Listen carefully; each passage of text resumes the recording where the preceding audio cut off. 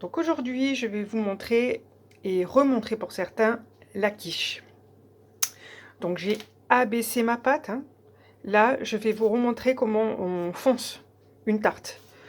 Alors la quiche, c'est pas compliqué, mais il y a plein de petites étapes à respecter. Avant tout, là, avant de faire mon montage, je pense bien avoir préparé ma garniture froide. Alors moi aujourd'hui j'ai mis gratin de reste, hein, lardons, oignons, ce que j'avais à passer dans mon frigo. À savoir une chose sur la garniture est toujours cuite, quel que soit le produit que vous mettiez. Des légumes, exception sur la tomate, attention si vous mettez de la tomate ça rend de l'eau, mais sinon tous les restes, les autres légumes sont cuits. Évidemment tout ce qui est charcuterie, tout ça c'est cuit, attention au gras aussi parce qu'on va mettre de la crème aussi, sauf le fromage. L'exception, c'est la tomate parce que ça rend beaucoup d'eau et le fromage. Sinon, tout ce que vous mettez dans une quiche, ça doit être cuit. Donc, moi, je reste, on va dire, un petit peu quiche Lorraine, hein. Sinon, on peut faire des quiches à tout et n'importe quoi. Ma garniture, elle est froide, important. Ma crème, donc la crème liquide, des œufs. On fait attention selon la garniture, hein, là j'ai des lardons, donc c'est très salé, donc je fais attention à mon sel. Du poivre, normalement on met du cumin, pardon, on met de la muscade, moi je préfère le cumin.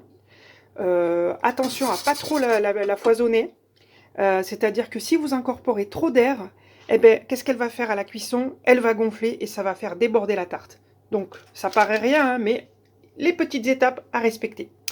Je vous montre ça de suite. Alors, j'espère que vous voyez bien. Alors, mon cercle beurré évidemment, hein. Ce que j'ai oublié de dire, donc ça c'est la version quiche de cuisinier, hein. Donc 180, un cercle de 180 bas, ça fait pour 4 personnes. Pour les pâtissiers, il faudra juste prendre un cercle plus haut, comme ça, d'accord? Parce que ça, on va dire que la quiche en cuisine, elle va servir comme entrée.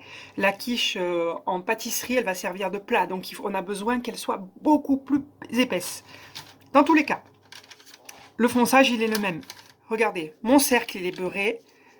Ok, pas trop de farine. Je viens, tac, et je viens coller mes bords.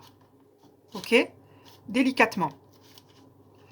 Alors, si ma pâte, elle n'a pas collé, bah, je peux tourner ma plaque, hein, mais on évite de décoller sa pâte. Hein, d'accord? On tourne sa plaque, on tourne sa feuille. Voilà, vous avez vu mon geste? Avec ma main droite, alors si vous êtes droitier, c'est l'inverse, hein, je pense, mais que vous commencez dans un sens ou dans l'autre, c'est pareil. Le geste est le même. Avec ma main gauche, je viens appuyer, hein, sur l'intérieur, là. Hop, ici, là. Hop, je viens appuyer en bas. Hop, regardez. Je viens appuyer. Hop. Et je colle. C'est mon papier qui tourne, hein. Je ne m'amuse pas à décoller ma pâte. Encore une fois, hein, vous risquez de passer l'examen au mois de juin, donc il fait chaud, donc on se prépare bien toute sa pâte. Après, quand on est à l'aise, on le fait avec les deux mains, comme ça. Vous voyez pas forcément, mais avec mes mains, hop là, je viens coller. Je viens coller comme ça. Tac. Ça, c'est important pour avoir des jolis bords bien droits en bas. Une fois que j'ai fait ça, alors il y a deux méthodes. Il y en a qui le font au rouleau pour décoller les bords. Moi, je préfère au couteau. Hop, je découpe au couteau, je suis simplement mon cercle, tac, délicatement. Donc, c'est la même chose qu'on utilise un cercle pour la cuisine ou pour la pâtisserie. Voilà, ça évidemment je réserve. Là, je viens bien vérifier que j'ai collé mes bords. Une fois que j'ai fait ça, on pense à piquer légèrement sa pâte, hein. Alors, si vous avez un pique-vite, hein, vous pouvez le faire avant de l'étaler. Par contre, faites attention quand vous roulez avec votre pique-vite, de ne pas aller justement trop vite et de déchirer la pâte. Je l'ai déjà vu en TP. Voilà. Alors, la pâte, on la pique pour éviter qu'elle gonfle trop et encore une fois qu'on renverse notre appareil. Donc là, après, selon la fiche technique qu'on vous donne, selon vos envies aussi, hein, si vous faites ça au travail, vous mettez les garnitures et voilà, ce que vous voulez. Donc, ma petite garniture. Donc, oignon, lardon et jambon. Tac, je viens et j'en mets bien partout. Alors, s'il en reste, hein, on peut en refaire. Hein. On prévoit à peu près, on va dire, 100 à 150 grammes de garniture sur une quiche de cuisinier. Pour les pâtissiers, il faudra doubler, après à peu près 200-250 grammes. Donc là, je répartis bien, hein, que le client, il ait de la garniture partout. Une fois que j'ai fait ça, tac,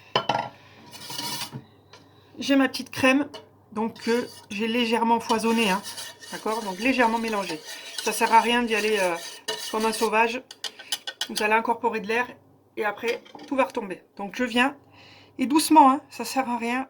On laisse le temps à la crème de descendre, d'aller de partout. Évidemment, avant de faire ça, j'ai préchauffé mon four. Si j'ai pas préchauffé mon four, qu'est-ce que je fais? Je remets ma quiche un petit peu au frais pour pas que le beurre ramollisse trop et qu'on galère. Donc, important d'aller doucement parce que si on va trop vite et qu'on en met trop, voilà. Vous voyez mes bords, on les voit encore un petit peu. Tac, parfait. Maintenant,